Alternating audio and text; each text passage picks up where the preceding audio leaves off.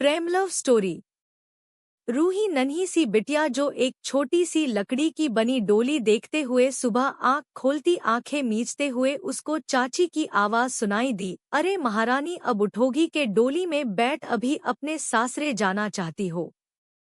धीरे धीरे समय बीतता गया। अब रूही अपने पूर्ण यौवन में अपने शादी के सपने संजोए अपनी ही दुनिया में मस्त रहती। चाची बार बार ताना मारती, अरे तुझे पाल पोस के बड़ा किया, अब तेरी शादी का भी खर्च करना पड़ेगा क्या? कभी कुछ काम भी किया करो।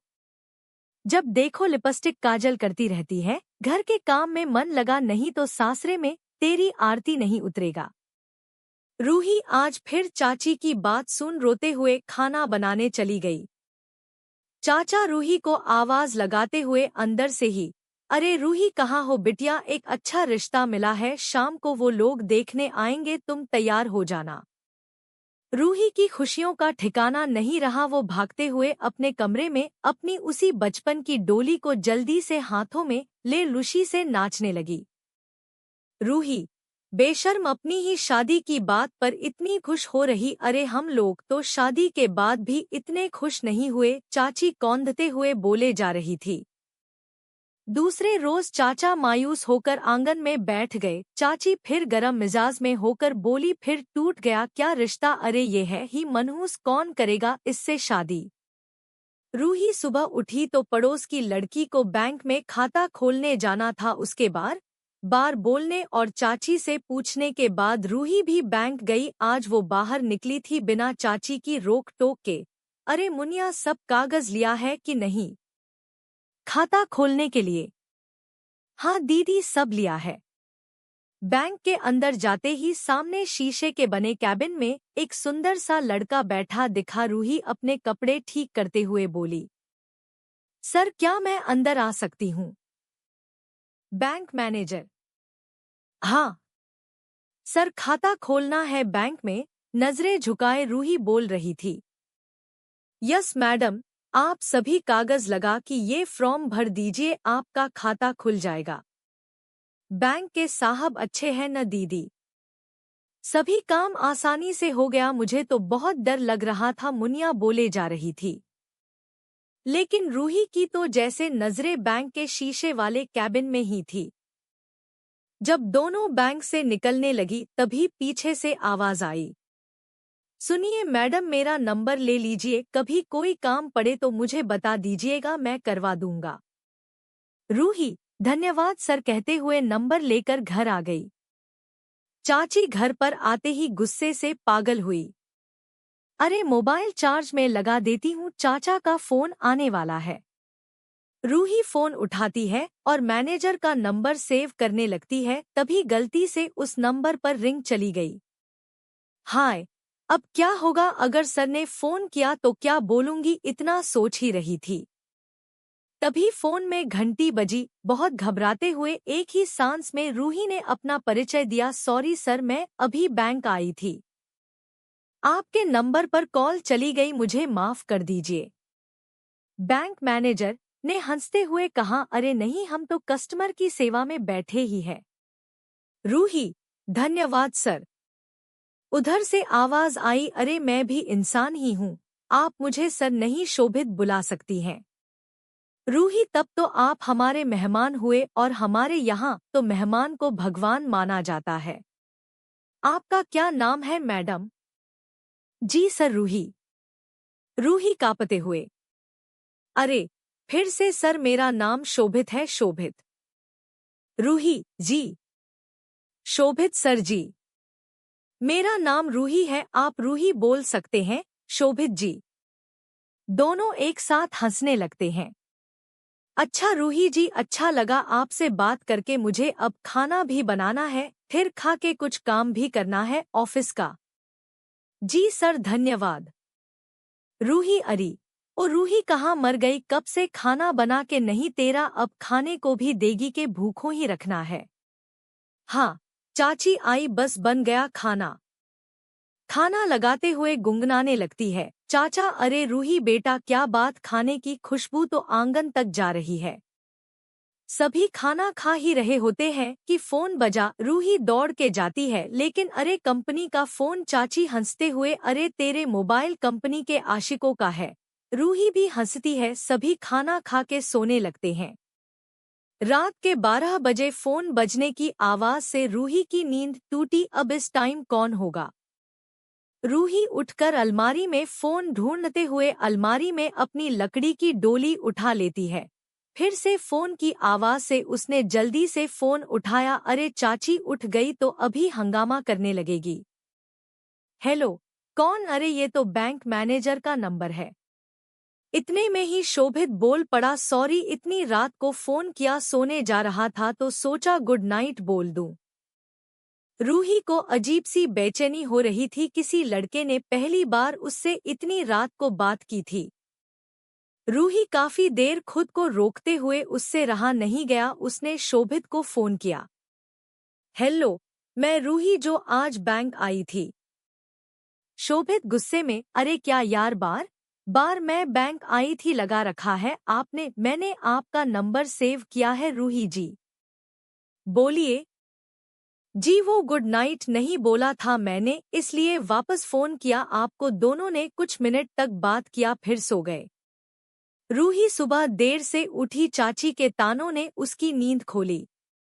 रूही जल्दी जल्दी काम करने लगी। तभी फोन की घंटी बजी। रूही सहम सी गई। जाकर देखा तो मैसेज था शोभित का। रूही जी गुड मॉर्निंग, क्या आप मेरी दोस्त बनेंगी? रूही के चेहरे में मुस्कुराहट ने दस्तक दी। तभी दरवाजे की घंटी ने उसका ध्यान खींचा। बिना मैसेज का जवाब दिए वो दरवाजा खोलने चली गई। फिर दिन भर काम करने के बाद जब शाम हुई तो याद आया कि शोभित का मैसेज पड़ा था। उसका उत्तर तो दिया ही नहीं। जल्दी से भागते हुए अलमारी की तरफ जाती है और रखी हुई मेज से टकरा जाती है। पैर में चोट लग गई। रूही पैर पर गर्म तेल लगा ही रही थी कि फोन की घंटी बजी। अरे शोभित जी का फोन। हेलो। उधर से आवाज आई। शुभ संध्या रूही जी। क्षमा कीजिएगा, मेरे पैरों में चोट लग गई थी तो आपके मैसेज का उत्तर नहीं दे पाई। शोभित जी। इतना सुनते ही जैसे ही दोस्त के रूप का प्रेम निकल पड़ा हो शोभित का। रूही जी आप खुद का ध्यान नहीं रख सकती, आप चोट लगवा लिया आपने।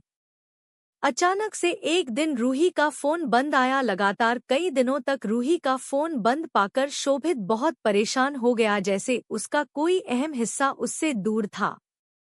आज जब रूही के फोन की घंटी बजी तो वो कुछ बोलती उसके पहले ही जैसे शोभित उसका अधिकारी हो बड़ी तेजी से अपनेपन के साथ डांटे जा रहा था। कहाँ थी तुम? हाँ, कुछ परवाह है किसी की तुमको?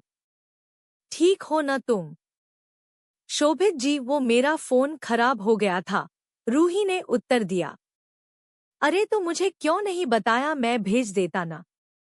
इतने बोलते ही शोभित रोने लगता है, जैसे वो रूही को बहुत टूट के चाहता हो और रूही को बहुत सालों के बाद पाया हो और अब उसे खोना नहीं चाहता हो।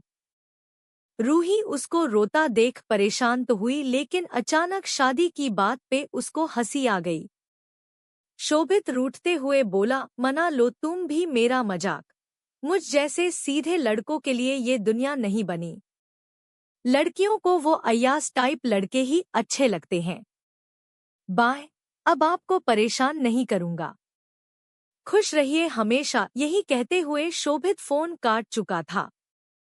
तभी चाची की आवाज से उसका ध्यान काम पर गया, लेकिन काम के बीच भी उसके दिमाग में शोभित की बातें चल रही थी। आज पहली बार जिंदगी में किसी लड़के ने उसको इतने प्यार अधिकार से डांटा था। किसी ने पहली बार शादी की बात की थी। तभी शोभित का फोन फिर से।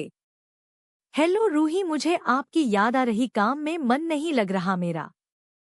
तभी उधर से शोभित हंसते हुए, आप बहुत खूबसूरत लगती हैं रूही।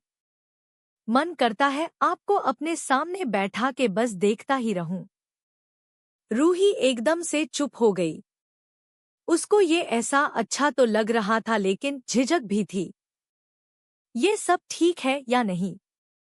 अब तो चाची के ताने भी मीठे लगते थे। अब तो रोज जल्दी जल्दी काम करके शोभित के फोन का वेट करती रहती। आज जैसे ही शोभित का फोन आया वो कुछ नाराज सा था। क्या बात है, आप परेशान है? शोभित, नहीं। रूही, तब क्या बात है? शोभित, एक बार बात नहीं कर सकती थी आप? पूरा दिन निकल गया। रूही, अरे शोभित जी, हंसते हुए बोली। शोभित, शादी कर लीजिए मुझसे रूही जी। रूही बस शोभित की बात सुने जा रही थी। शायद मन से वो भी शोभित को पसंद करने लगी थी। अपने सपने के राजकुमार को वो अब शोभित में देखने लगी थी। लेकिन चाची चाचा से कैसे बात करे यही समझ नहीं आ रहा था। शोभित ने वादा किया, मैं आपके घरवालों को मना लूंगा। शोभित, आप तो मुझे इतनी मानती हो, आपके लिए तो पूरी दुनिया से लड़ जाऊंगा। आज रूही बहुत खुश थी, जैसे बचपन का सपना अब साकार होने को है। तुरंत भगवान के पास जाकर धन्यवाद देती है। शाम को जब शोभित का फोन आया तो उसने पूछा, रूही आप मुझे बताओ कि चाचा का स्वभाव कैसा है? कल ही मैं रिश्ता भेजता हूँ। अब आप और अपने पति से आप दूर नहीं रहोगी, मेरे पास आकर रहिए। जल्दी से इस घर को संभालिए और नन्ही सी प्यारी सी अपनी जैसे गुड़िया मुझे दीजिए।